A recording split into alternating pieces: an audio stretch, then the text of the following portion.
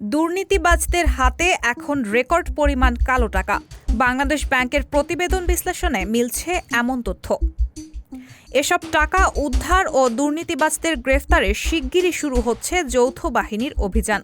বিতর্ক এড়াতে সরকারের কাছে সুনির্দিষ্ট ঘোষণা চেয়েছে দুর্নীতিবিরোধী সংস্থা ট্রান্সপারেন্সি ইন্টারন্যাশনাল বাংলাদেশ। গত শুক্রবার সাবেক সচিব শাহ কামালের মোহাম্মদপুরের বাসায় মেলে বস্তা বস্তা টাকা, সেই সঙ্গে ছিল বৈদেশিক মুদ্রা। আওয়ামী লীগ সরকার পতনের দিন ঝালকাঠিতে আমির হোসেন আমুর বাসায় মেলে কয়েক কোটি টাকা। পরদিন বরিশালে কোটি টাকা নিয়ে পালানোর সময় আটক হন এক প্রকৌশলী।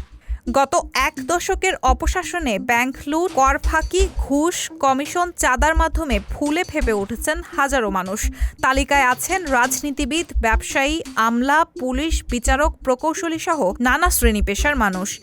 বিদেশে পাচারের পাশাপাশি কালো টাকার বড় একটি অংশ দেশে রেখেছেন অনেকেই। বাংলাদেশ ব্যাংকের হিসেবে গত জুন পর্যন্ত মানুষের হাতে ছিল রেকর্ড পরিমাণ নগদ টাকা ৩ লাখ কোটি টাকার বেশি।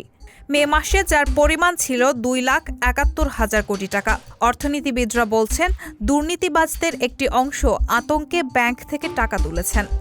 এর মধ্যে শীর্ষ কিছু দুর্নীতিবাজদের বিরুদ্ধে তদন্ত শুরু করেছে গোয়েন্দা সংস্থা বাংলাদেশ ফ্রিল্যান্সার ইন্টেলিজেন্স ইউনিট, দুর্নীতি দমন কমিশন ও জাতীয় রাজস্ব বোর্ড (এনবিআর).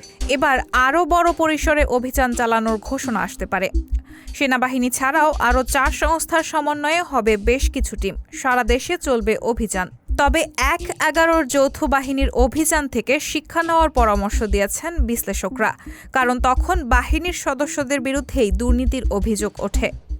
টিআইবির নির্বাহী পরিচালক ইফতেখারুজ্জামান বলেন, প্রথম কথা হলো যে অভিযান পরিচালনা করা হবে সেটি যথাযথ আইনি প্রক্রিয়ায় হতে হবে। সঠিকভাবে ঘোষণা দিয়ে একাধিক সংস্থার সমন্বয়ে এই অভিযান পরিচালনা করা উচিত।